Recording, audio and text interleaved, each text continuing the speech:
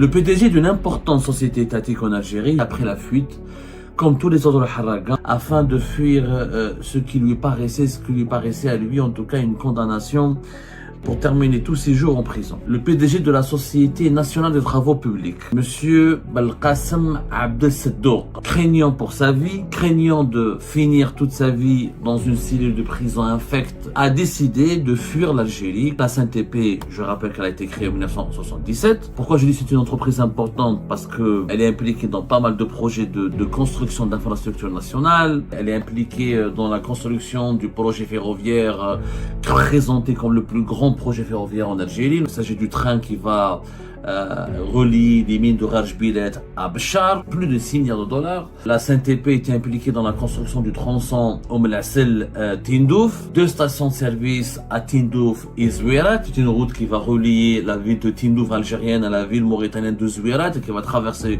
le désert, la Mauritanie, tout en contournant le Sahara occidental. Abdelseddouk Belkacem prend peur, panique et décide de ne faire confiance à aucune de ses connaissances. Il prend juste la décision, pure et simple, de devenir un Harraga. Après avoir servi le pays, après avoir servi sa société pendant de nombreuses années, il finit Harraga clandestin dans un pays étranger. Personne ne fait confiance à la justice algérienne. Le PDG d'une importante société étatique en Algérie, une stratégique entreprise publique en Algérie, a pris la fuite, comme tous les autres Harraga, en embarquant dans une embarcation, pas de fortune. Je pense que lui, il avait un peu plus d'argent que les autres Harraga pour emprunter au moins une embarcation assez confortable afin de fuir ce qui lui paraissait à lui, en tout cas une condamnation pour terminer tous ses jours en prison.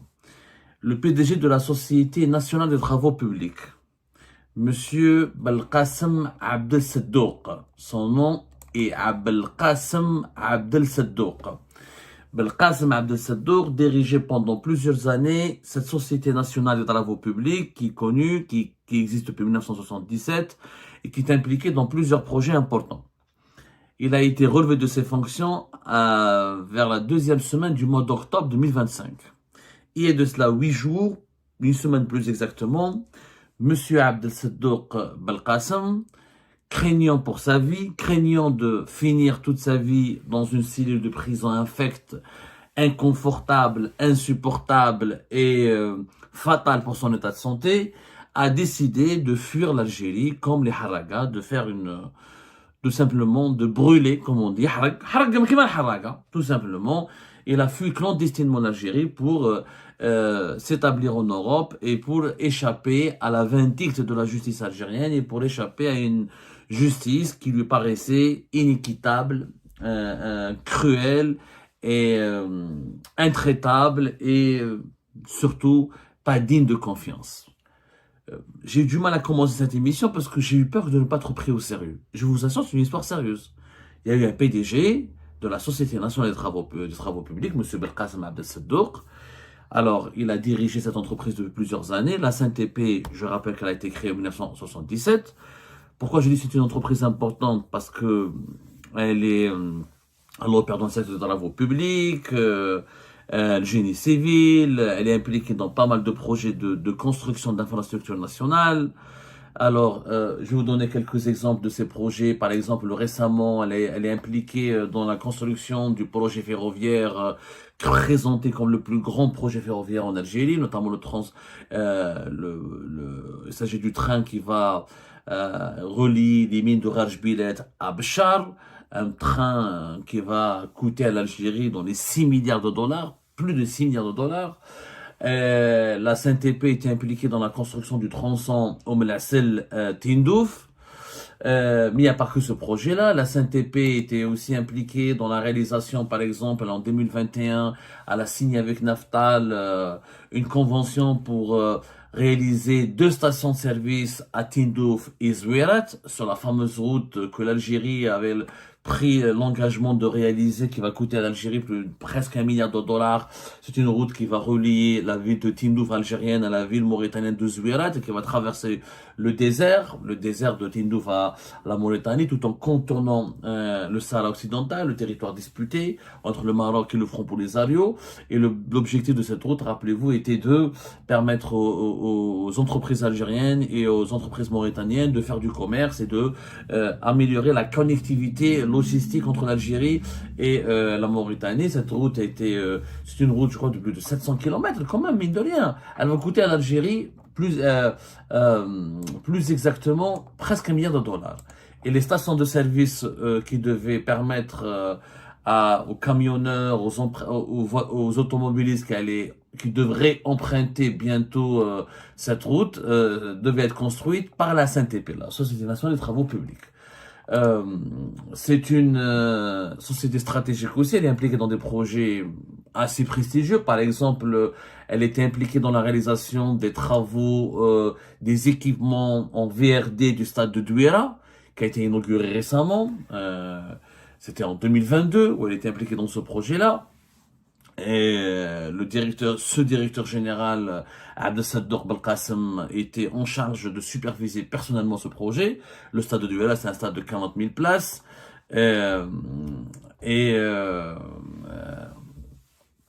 Tous les travaux d'un certain équipement qui s'appelle VRD ont été confiés à la Société nationale des travaux publics.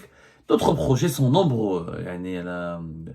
C'est une société étatique assez importante. Elle était impliquée dans la construction du siège du ministère du Commerce. Elle était impliquée dans Rajbilet, on en a parlé. À chaque fois qu'il y a un projet d'infrastructure nationale structurant, important, stratégique, la SNTP, elle joue un rôle. Ou elle est sous-traitant, ou elle prend une partie, ou elle est, comment dirais-je, uniquement partenaire, mais elle est toujours présente. C'est une entreprise vraiment assez importante, vraiment. Par exemple, pour le stade de Douala, le VRD, c'est tout ce qui est lié à la voirie, aux divers réseaux nécessaires pour l'assainissement, etc. Et c'est quand même des équipements importants. Où elle réalise une partie des infrastructures, où elle réalise des équipements publics importants pour le fonctionnement et la mise en service de ces infrastructures, où elle réalise des tronçons, où elle prend en charge des tronçons ou des tranches, ou une partie importante des infrastructures publiques que l'Algérie doit réaliser. Au mois d'octobre, il a été relevé de ses fonctions. Abdessaddour Belkacem, disons qu'il a ses connaissances au sein des services de sécurité. Et ses connaissances, ses amis au sein de la police nationale, au sein de la DGSN, la Direction générale de la sécurité nationale, lui ont communiqué, lui ont fait parvenir l'information. Ils l'ont mis en garde, ils ont dit, fais attention à toi, tu seras bientôt convoqué, tu seras bientôt emmerdé, et on te prépare 3 dossiers de corruption, de détournement d'argent public, et de trafic d'influence et d'enrichissement illicite, et tu finiras en prison. Et la justice algérienne est en train de te préparer, dès que tu seras convoqué devant un tribunal, tu finiras directement sous mandat de dépôt. Ensuite, bon courage, personne ne saura si un jour tu reverras la lumière. Abdessaddour Belkacem, déjà après son limogeage, il était déjà placé sous ISTN. Pourquoi ? Il a tenté de voyager, de quitter l'Algérie, on l'avait refoulé au niveau d'un aéroport. Il a été refoulé, donc il a compris, on lui a signifié qu'il était sous interdiction de sortir du territoire national. Au départ, la justice algérienne ne lui a pas notifié, ne lui a pas adressé une notification.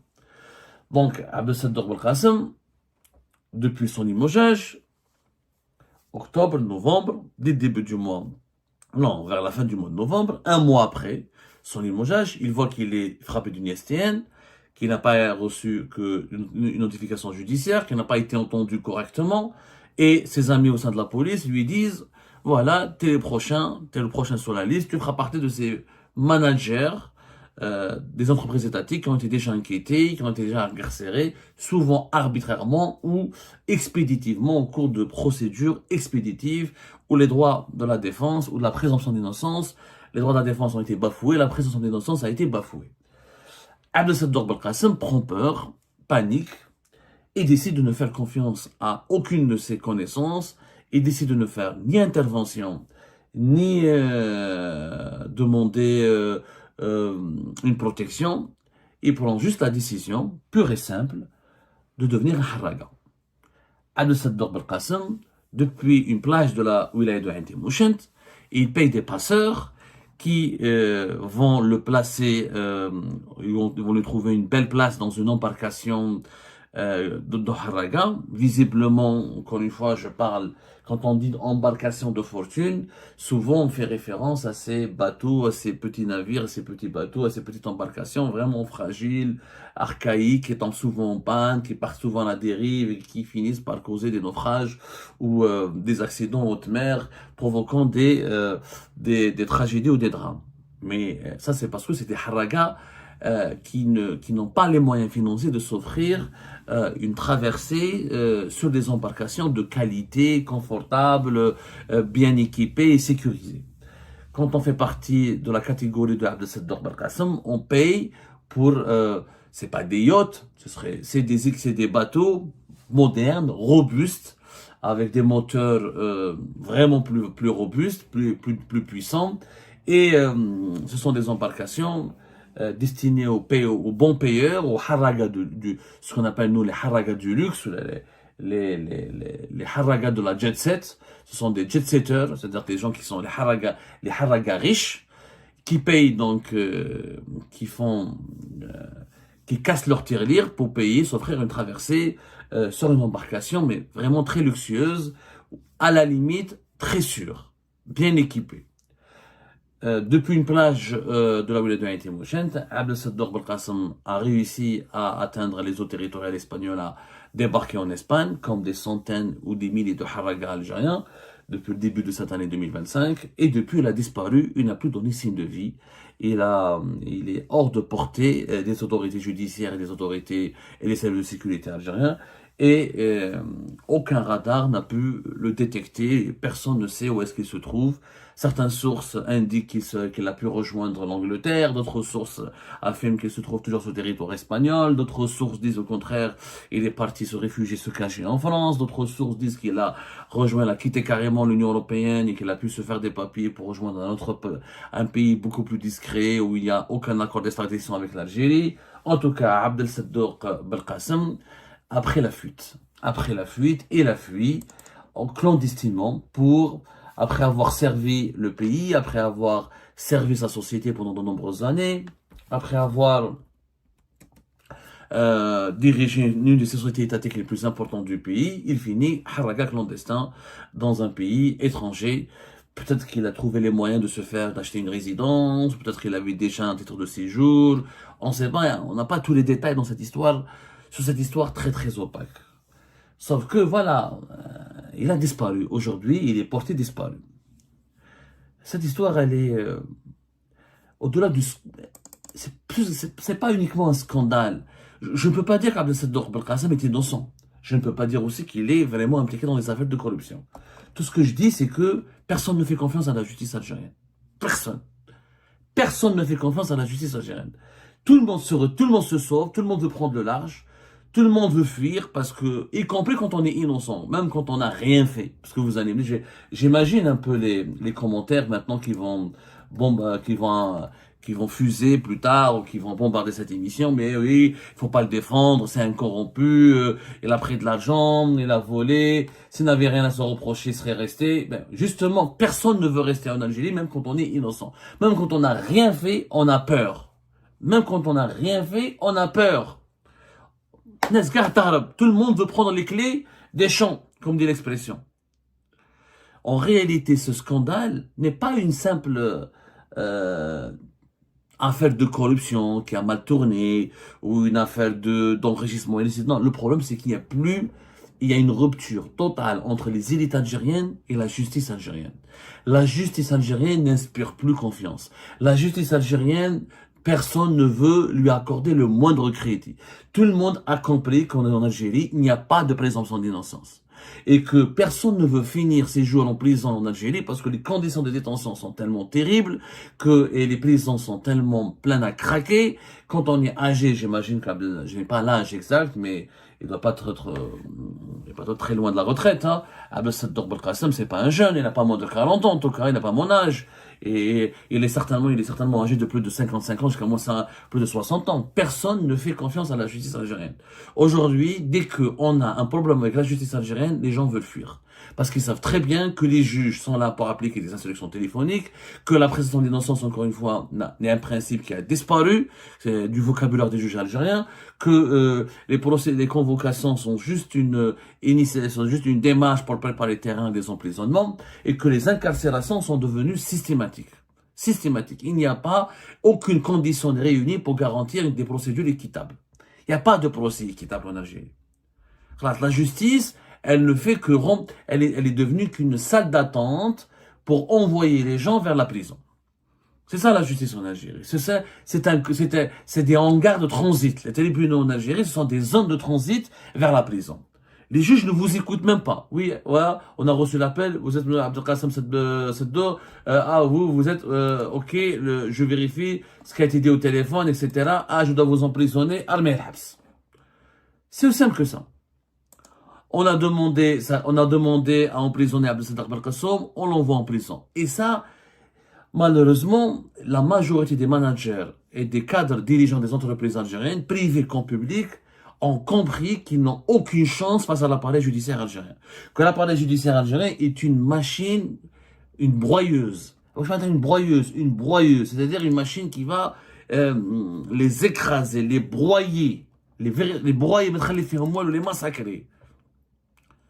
Vous voulez des PDG harbo, comme des haragas, des managers, parce que la justice algérienne, encore une fois, elle n'est plus digne de confiance. Personne ne veut finir en prison.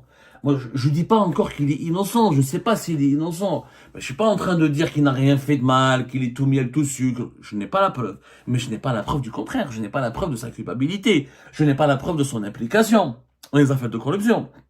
Je ne peux pas lui imputer une quelconque responsabilité tant qu'il n'y a pas une enquête transparente et rigoureuse. Justement, il ne peut pas y avoir d'enquête transparente et rigoureuse avec l'appareil judiciaire algérien, qui est un appareil téléphonique.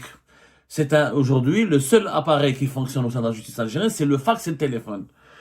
C'est une institution de retransmission d'instructions téléphoniques et dont le but premier est d'emprisonner le maximum d'individus pour remplir les prisons, pour faire du chiffre et pour dire ah voilà, nous sommes efficaces, nous mettons en prison, nous luttons contre la corruption. Alors, il n'y a aucune lutte contre la corruption. La lutte contre la corruption, c'est pas remplir les prisons. La lutte contre la corruption, c'est justement de faire des enquêtes sérieuses, intelligibles, raisonnables, rationnelles, sur des faits véridiques pour dévoiler le véritable chaîne de responsabilité dans le vol, le détournement et la dilapidation de l'argent public ou des richesses nationales.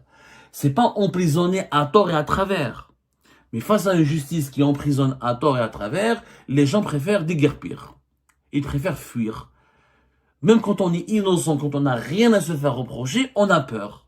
En réalité, aujourd'hui, la justice algérienne, rien qu'en évoquant son nom, on a peur, on a la chair de poule. Elle sème la terreur. Elle sème la terreur. C'est un instrument pour terroriser la population. Du coup, tout le monde va fuir. Tout le monde personne ne veut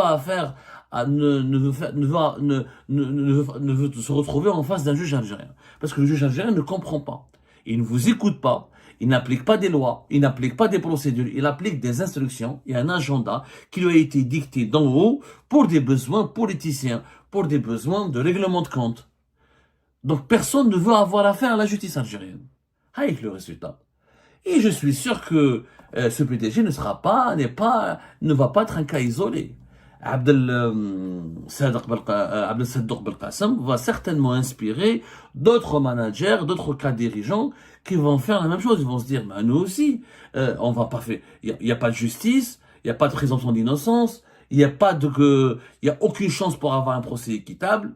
La seule solution, l'embarcation, la harga, traverser la Méditerranée, fuir clandestinement et refaire sa vie ailleurs, sous des cieux plus cléments, en s'établissant sur les territoires de pays où les juges ne sont pas gouvernés par le téléphone, où les juges ne sont pas gouvernés par les généraux et les décideurs politiques, où la justice n'est pas instrumentalisée et à tort et à travers, dans le seul but de remplir les prisons en permanence de prisonniers, d'incarcérer en permanence des individus sans leur concéder le droit de se défendre en toute dignité et en toute équité. Et ben voilà, c'est la fin de cette vidéo. Je vous remercie toutes et tous, comme d'habitude, pour avoir suivi la vidéo jusqu'à la fin. N'oubliez pas de nous laisser vos commentaires et vos réactions sur le sujet de cette vidéo et de partager le contenu si ça vous intéresse. Et je tiens toujours à remercier nos abonnés et les personnes qui réagissent de façon régulière sur nos vidéos et qui nous suivent et qui nous laissent des commentaires. Donc, merci beaucoup pour votre dynamisme et pour votre sens de partage et de discussion. Donc voilà, sans vous, ce contenu n'a pas vraiment de valeur sans cette communauté qui ne cesse de s'accroître. Donc merci beaucoup et à la prochaine dans une nouvelle vidéo. Au revoir.